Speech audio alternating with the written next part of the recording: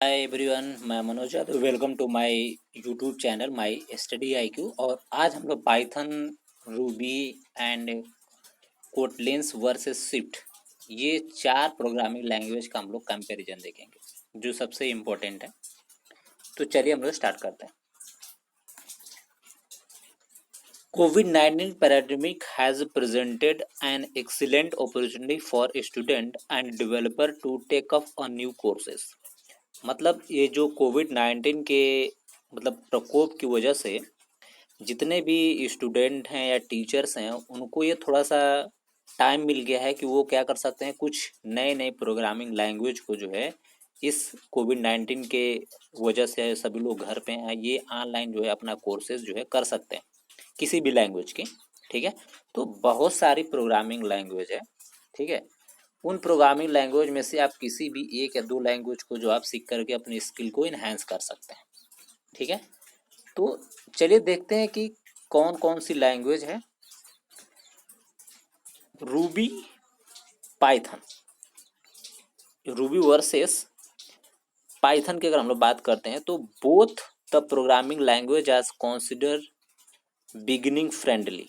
मतलब ये दोनों जो प्रोग्राम है, यानी दोनों जो ये लैंग्वेज हम दिख रहे हैं, यानी जो हमारा पाइथन है और रूबी है, इसको बोला जाता है बिगिनर फ्रेंडली। मतलब ये हुआ कि जो भी बिगिनर है, यानी अपना प्रोग्राम सीखना या पाइथन सीखना स्टार्ट कर रहे हैं या रूबी सीखना स्टार्ट कर रहे हैं, तो उनके लिए काफ़ी आसान होता है सीखना।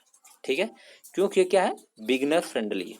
कोई भी बिगिनर जो है, जो इसको शुरू करना चाहता है, सीखना चाहता है, उसको आसानी से सीख सकता है। While both are object oriented programming language.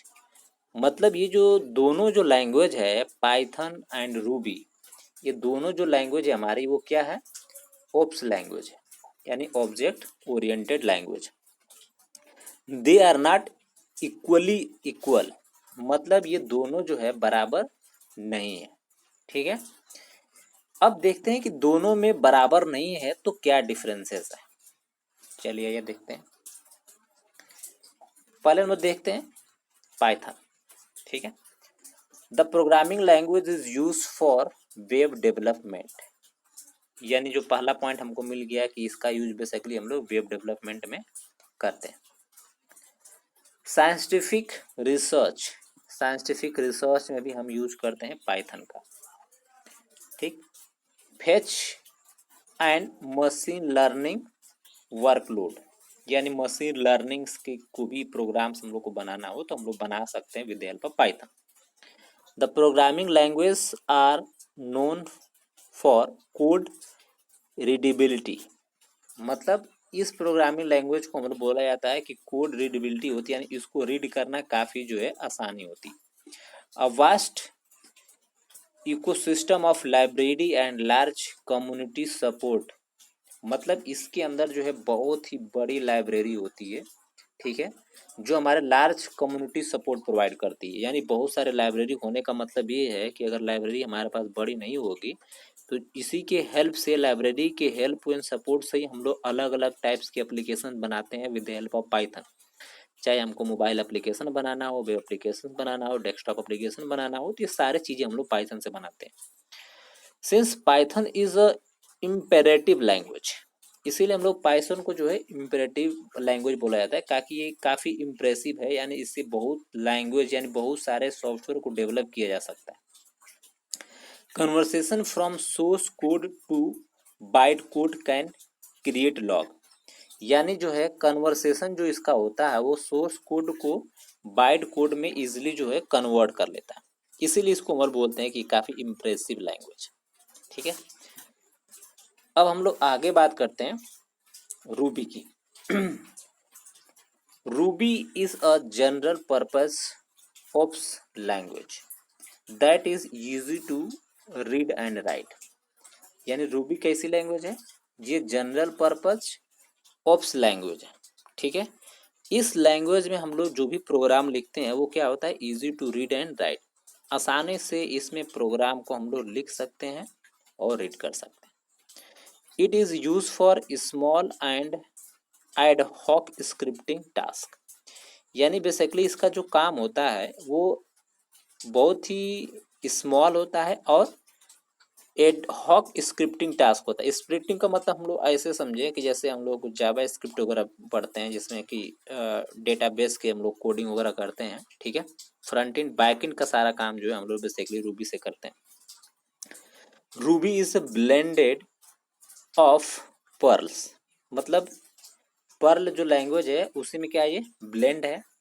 Lips, एडा, स्मॉल टॉक्स, इफिल्स प्रोग्रामिंग लैंग्वेज, यानी ये जो है रूबीस के अंदर ये सारी चीजें हमारी लैंग्वेज इनबिल्ड होती है। It also use Ruby on Rails, ठीक है। रूबीस के अंदर जो है हम लोग ये भी यूज कर सकते हैं रियल्स, जो कि ये ओपन सोर्स वेव क्या है, फ्रेमवर्क है, which consist build for both front end and server side development.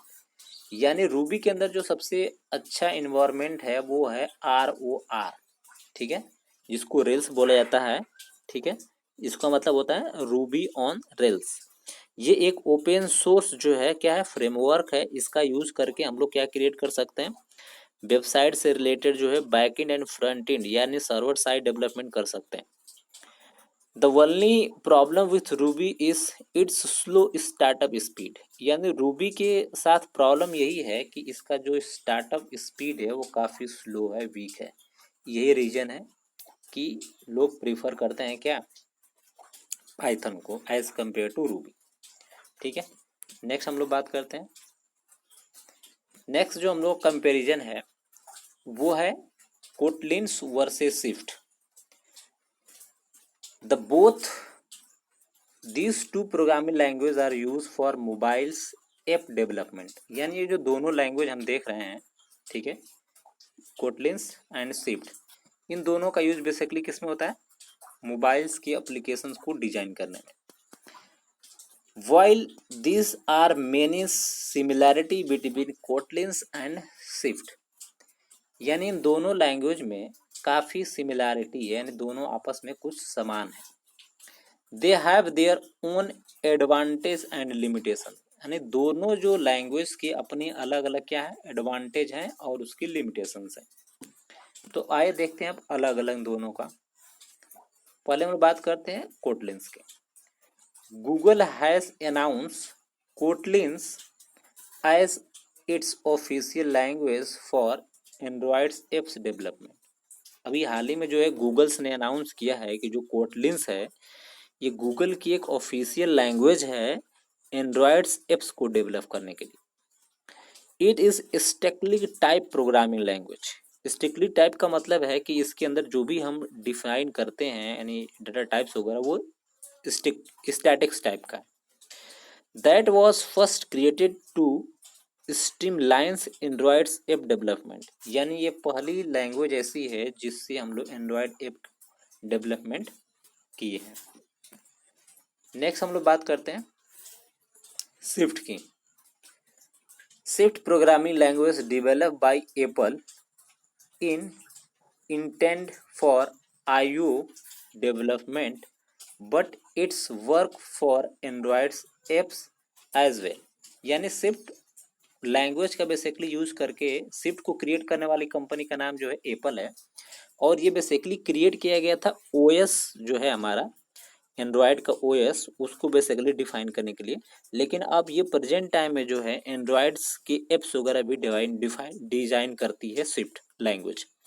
Swift integrates well with the objectives C language, apples Coca API and Coca touch development environment, यानी basically ये जो Apple का design किया हुआ अगर ये language है तो ये थोड़ा सा स्ट्रांग है, यानी इसका जो कोड है यानी इसका जो ऑपरेटिंग सिस्टम है या इसका जो ऐप है ये थोड़ा सा सिक्योर होता है एज कंपेयर टू अलग एप्लीकेशंस एंड OS।